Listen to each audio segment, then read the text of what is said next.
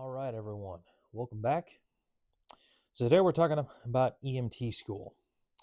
Now, with this video and the ones that I will make talking about paramedic school and then eventually nursing school, there are a myriad of different programs out there. They vary in length, what they focus on to a point.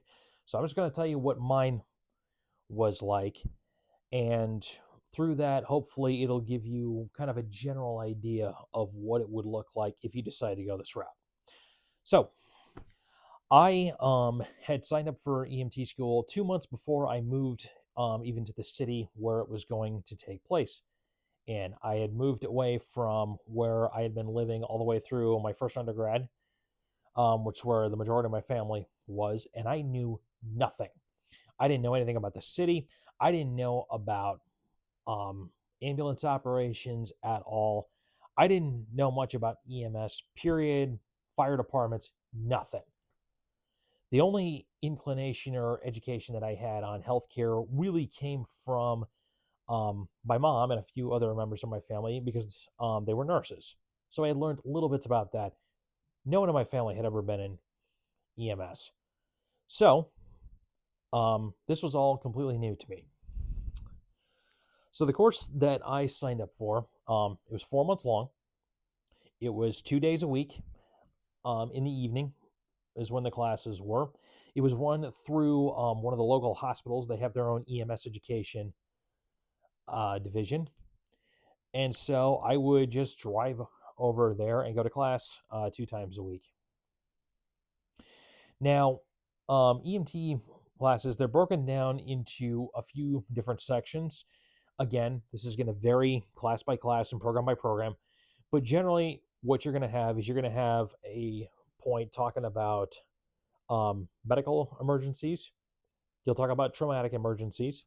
You'll spend a little bit of time talking about your specialized populations, which for EMS is pediatrics, obstetrics, those kinds of populations. You'll have to do skill practice in your class. And these are the skills that you will have to perform later on for the National Registry Psychomotor exam. You will have to do clinicals also. Now, I do want to stop and take a brief moment here and just to offer, I guess, a first lesson or a bit of advice.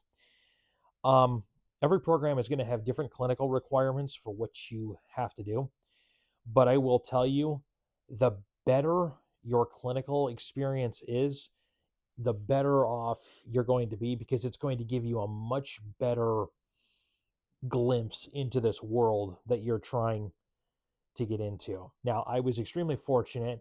The program that I'm in, it was in a large city. It's a city I still live in today. We got to coordinate with one of our local fire departments who was very busy and is positioned in an area where there's a lot of work to be done.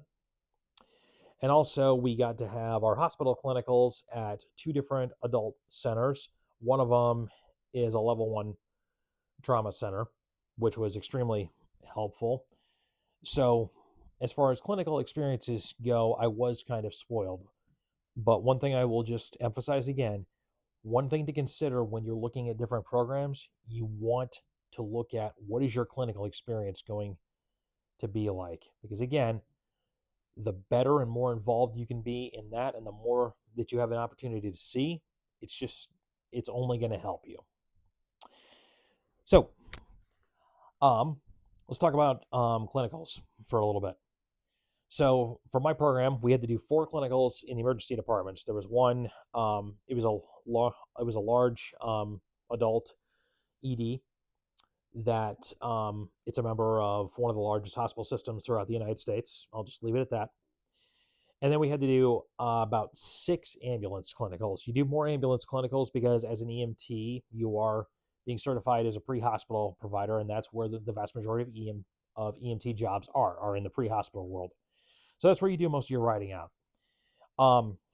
The clinicals for that on the ambulance, that is what absolutely hooked me in this business. That first ambulance run, I was done. I was like, yep, this is fun. I like this. Let's go. Basically, you will show up at the firehouse, usually early in the morning, and you're there for hopefully 12 hours, and you go. And hopefully, depending on the department that you're being paired with, you will get to see a lot. I was fortunate the department we were with, they were busy.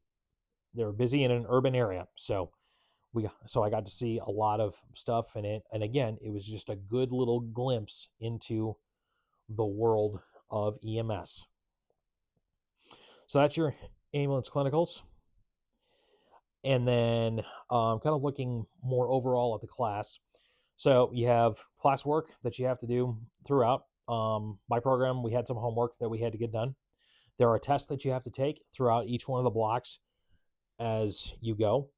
You do have to pass your test with a certain score. It's not as stringent as it is with paramedic school, and we'll talk about that in a later video.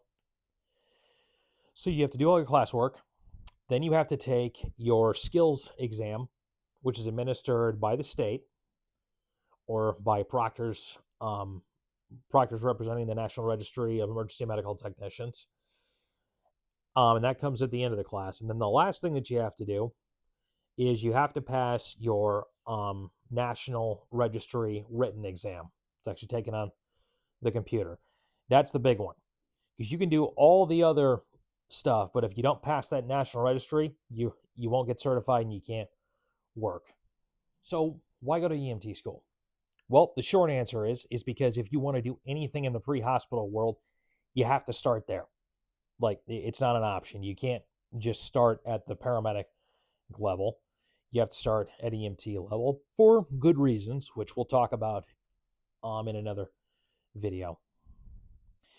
But I think one of the best reasons to go to EMS and to go to EMT school specifically is because if you are at all interested in the world of healthcare, but you don't have a clue what it is that you might want to do, EMT school, it's a very low barrier to entry.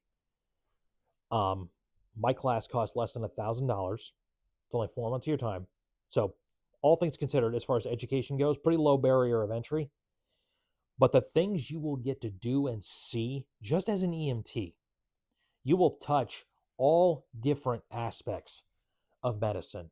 You will see tiny little Band-Aid station hospitals when you take patients out of them. You'll see level 1 trauma centers who routinely take care of patients who are so screwed up you can't believe they're still alive. You'll take patients home from the hospital. You sometimes might pick people up from home to take them to appointments there and back. It's all good experience. It's just going to let you see so many different aspects of this world. And the more exposure that you have a better idea of what it is that you might want to do going forward. You'll learn little things that you can use in your clinical practice, because it's like, you know what? I've seen that. And, physicians working in an ER in a level 1 trauma center, they believe it or not, they actually might not see some of the stuff that you have just going in and out of people's houses, because they don't get that experience.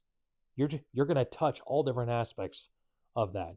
You get all of that experience potential, let's call it, for a pretty low price of both money and time. And also, like I said, if you want to do healthcare, but you have no idea what you might want to do, start here. Who knows where you'll end up? Me, I went from ENT to paramedic, and then I ended up becoming a nurse. It can lead you in a myriad of different directions. So I think it's not a bad place to start. Let me know if you get any questions about going to EMT school, about actual EMT school if you're in it. And if you are in school, good for you. Keep going.